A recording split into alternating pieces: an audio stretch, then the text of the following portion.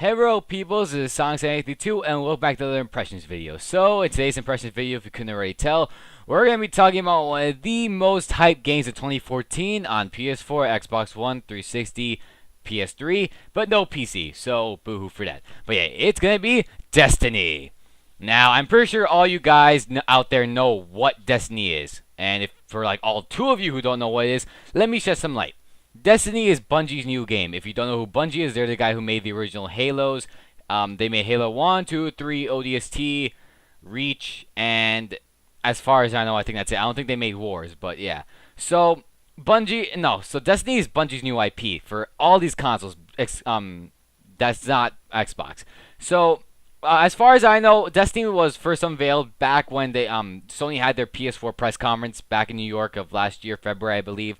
So they announced it as a concept over there, and through the months, Bungie's been showing off what Destiny was. They show off some new trailers at each E3. They show off some trailers like later on. They have like this new live action commercial, which looks really awesome. And yeah, so throughout the months, everyone's been comparing this game to Halo, and they were saying that it was gonna kill COD.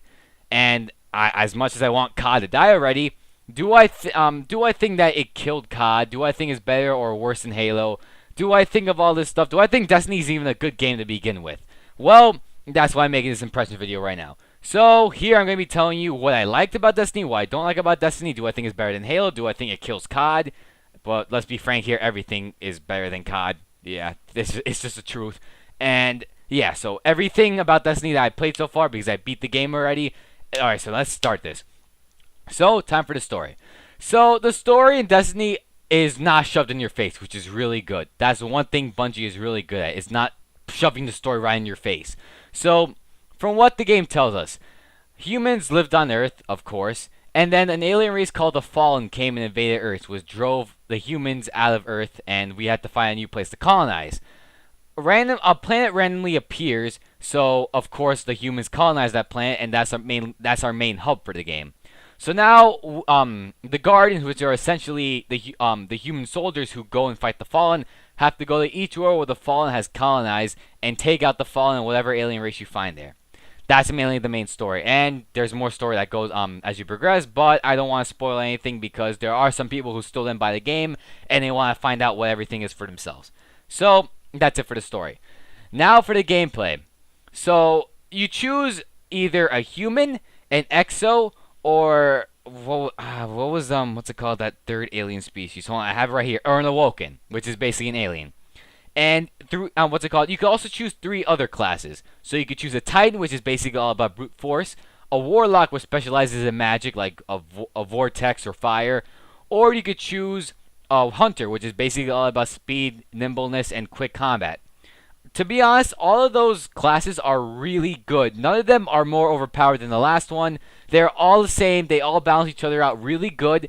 And to be honest, each class has their own strengths and weaknesses, so you won't really feel you won't feel bad that you missed out on another class's ability, because that class you chose has its own unique ability. So that's a really cool thing that Destiny does with its classes, and it's one thing I love about it. So I mentioned before that the main alien race you fight is the Fallen, but that's not entirely true, because unlike Halo, there are more alien races that you can encounter. Well, actually, no, in Halo 4 there was Prometheans, but they suck balls. But in Destiny, there's 3 other alien races you can fight, such as the Cabal, you have the Fallen, you have the Hive, and you have the Vex, which are all at war against each other. And unlike Halo, which, yeah, if you can already tell, I'm gonna be drawing a lot of comparisons to Halo. Every alien race in Destiny is menacing, and not a joke like the Covenant. So, one thing that Halo did wrong from the very beginning is that Halo hyped itself up to be this humongous space opera with a bunch of dramatic moments, fierce alien enemies, and overall it'll tug your strings and make you feel like you're in war. How could they do that when the Covenant's a complete other joke? Case closed, the Grunts. That's all I can say, just the Grunts. They were not menacing at all. And even then, the Covenant weren't really that hard and didn't put up that much of a fight. I mean, the only thing you could count as a threat from the Covenant were the Hunters, but even then, if you knew how to kill them, they'd be dead within seconds. Every other alien race in Destiny, however, put up a fight.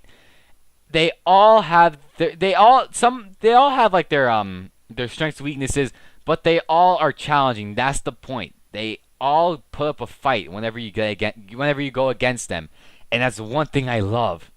Destiny has the alien races part down. And so far, I gotta say, those guys really do give you a run for your money whenever you encounter one of their main bosses. They get really tough later on. So yeah, enough of that. Time to get into the gameplay. So Destiny is a first-person shooter with some third-person elements thrown in there.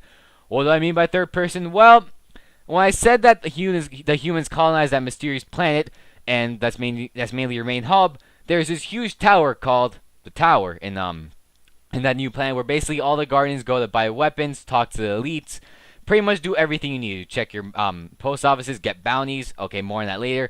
But when you're there, you're in a third person view, so you're not first person. That's really the only time in the game where you go third person, besides one mission which I'm gonna bring special mention to later.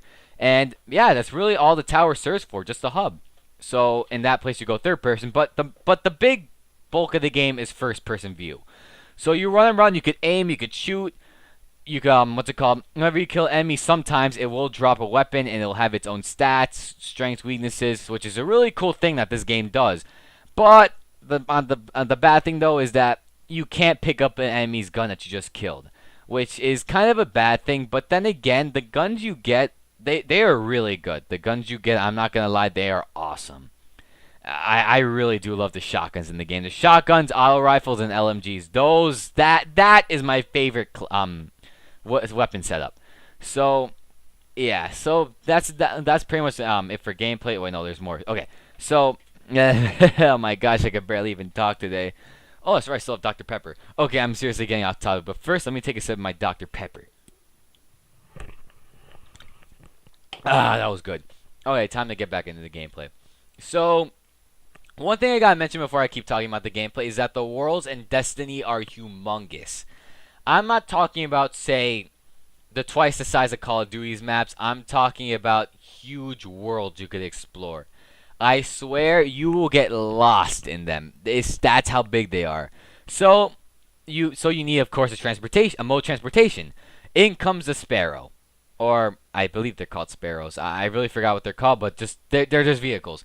Think of them as the ghosts from Halo, except better in every way except for one thing. They cannot shoot. Which I can understand because you could summon a ghost, a sparrow or a vehicle whenever you want, as long as you activate the beacon in the first missions of every planet except for Earth. So, what's it called? You gotta activate the beacon first, and you can summon the sparrow whenever you want, except for you're in danger zones, which I'll talk about later. So you pretty much have an infinite boost as long as you let it recharge. But once you start boosting, you could stop, but you could keep that boost going on for a while. So that's a really good thing about the Sparrow. But like I said, it can't shoot. So once you get on the Sparrow, you're pretty much invulnerable, and the best you can do is just crash into enemies. Plus, another bad thing about the Sparrow is that sometimes turning could be a major issue with the Sparrow. What do I mean? Well, say you're trying to turn and you go left on the you tilt left on the what's it called, the analog stick. You will do you will do a very large turn, so you might crash into a few rocks. But luckily though, the Sparrow basically interacts with the environment very well. So what I mean by that, well, say you hit a rock, the Sparrow will literally flip sideways, so you could literally ride on the rock and just keep your momentum going. So it's really good for that. It really is good. So yeah, that's mainly for the Sparrow. What else do I gotta talk about? Oh yeah, about planets. Okay. So yeah, in the game you will go through a total of 4 planets. You got Earth, Earth's moon, Venus, and Mars. Each of them have their own environments, and it makes the world seem so unique. I mean, joking. Earth is basically just the ruins of Russia's civilization. You go to the moon, which is basically, well, the moon, and it has a whole entire colony up there of fallen and hives. You got Venus, which is basically this crumbled civilization which looks so high tech. And then you got Mars, this huge desert planet, which it might sound boring, but trust me, it's not. Mars has a lot to offer. And in each world, you will find your specific alien races that you have to fight. And plus, hell, sometimes even the Fallen or even the Hive or other alien races will be there, and they will interact with each other. They will wage wars, and you could just step in there and just fight the war. Okay. Now let me talk about story progression. So in each world you go to, there are missions you could do. Some are optional, some are mandatory to complete. The ones that have the stars or the emblems on it, they are mandatory to complete. The ones that don't, you could just skip over them and just keep on going. In those missions, you will have you will have your own objective to go to, and it will eventually end. Most of them do end in either you have to defend your ghost. I forgot to talk about the ghost.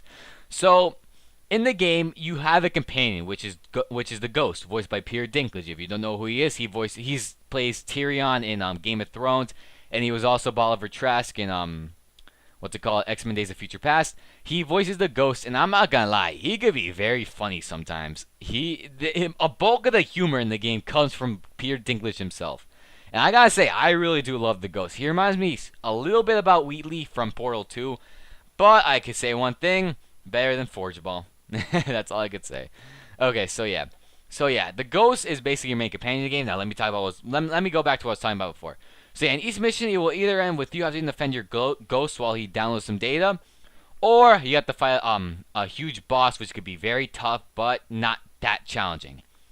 So yeah, that's basically how story progression goes. And in some missions, like one I really want to bring mention to, you will do some really cool stuff. Like one mission on Moon, you will pick up a sword and slice every hive you see, and it is awesome.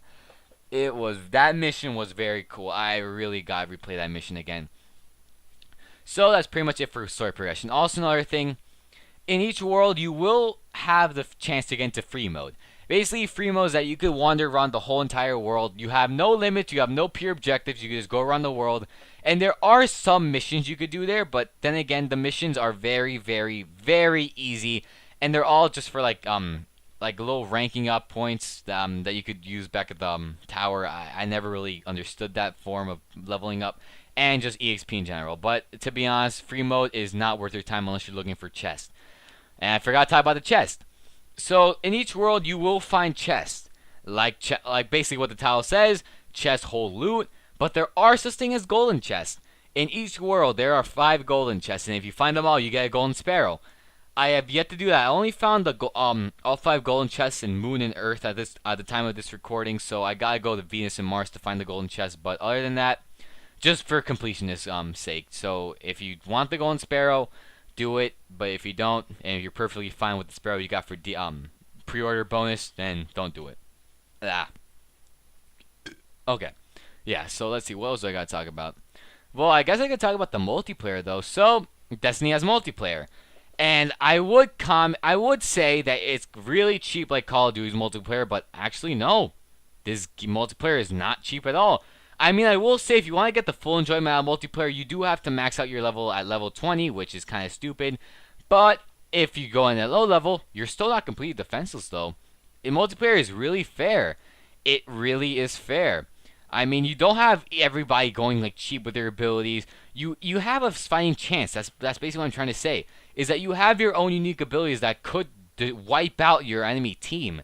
But they also have their abilities that can wipe out your team. So it's all a matter of when you will use your abilities. So multiplayer is basically simple. You got capture the flags, you got team deathmatch, so and so. So yeah, it's basically your conventional multiplayer. But I'm not gonna lie, this multiplayer is way better than Call of Duty's or any multiplayer I play. In fact, any multiplayer I play for that matter. I mean, Halo Reach's multiplayer is good, but I still really do like this multiplayer. Okay, so what else do I got to about? Oh yeah, customization. So yeah, in Destiny, you have the chance to customize your character, so you can customize its clothes, the shoes, the helmet, the types of guns it has, and hell, even sometimes your your clothes do have stat increase, so you get like intellect increase, discipline increase, strength increase, and you can level it up once you kill a certain amount of enemies, or just earn EXP in general. So yeah. I mean, it's very reminiscent of Halo Reach's customization, except this one I feel is better in every single way. And even each class gets their own certain kinds of ammo. So Titan gets like its own ammo, Warlock gets its own ammo. Yeah. So yeah, that's pretty much it for that. Next thing I could talk about is bounties. So bounties are basically challenges you could do. So say one could be like kill a certain amount of enemies with X weapon, complete a certain amount of matches in multiplayer, stuff like that. Yeah, so pretty much it. I think that's really everything I talked about Destiny. I mean, it was a lot shorter than I expected, and I'm sorry that I was kind of mumbling most of the time. It's because I haven't been recorded in a few weeks, but yeah, that's really it for Destiny. Do I say it's worth it? Hell yeah.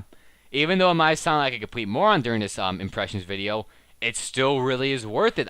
This was the most fun I had in an FPS since Halo Reach. And that was a good almost 4 years ago. So that goes to show how good this game is. It kicks Call of Duty's ass right out the window. Well, then again, every game does that. But do I say it's a COD killer? No. I'm not saying that because Destiny's bad, because I just stated a few seconds ago that this game is awesome. But if you compare Destiny and Call of Duty, it's a very bad comparison.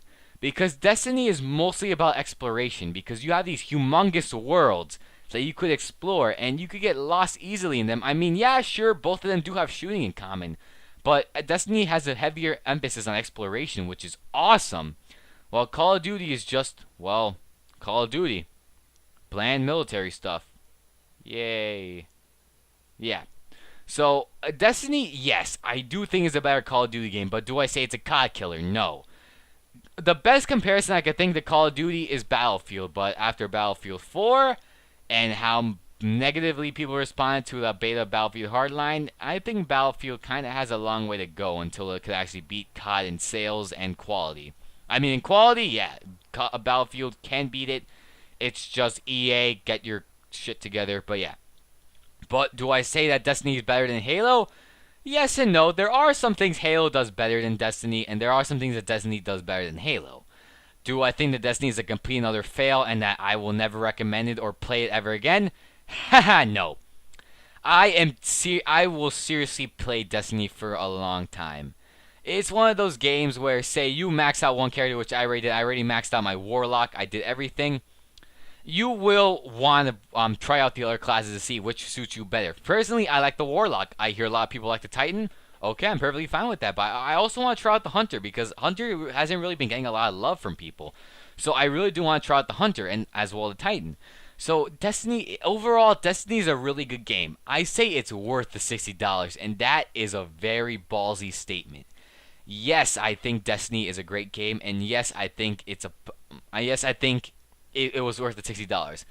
I seriously hope Activision takes this into account and doesn't release Destiny 2 next year. Please. Bungie, I know you can make games, but please, if Activision says this, make Destiny 2 in about 4 years. Maybe even when the PS5 or Xbox 2, if Microsoft goes with that, comes out. Just don't rush it. Destiny right now, I felt people might say it was overhyped. I agree with that to an extent, but the hype was really worth it for this one. I really do love Destiny. But my favorite FPSs of all time, and for really good reasons. So yeah, I know this impressions video wasn't really good as well the other impressions I've done, but yeah, I mean, I'm really tired right now. I have a headache. So yeah, and plus I really gotta get this video out because I haven't made a video in over a week, and I don't want to leave you guys contentless in my on this channel. So yeah, I'm gonna start making videos soon enough, and the next LP will start later this month. So yeah, if you like what you see, like, comment, subscribe, do what you want, and I'll see you guys in the next episode. So peace out, peoples, and a bear.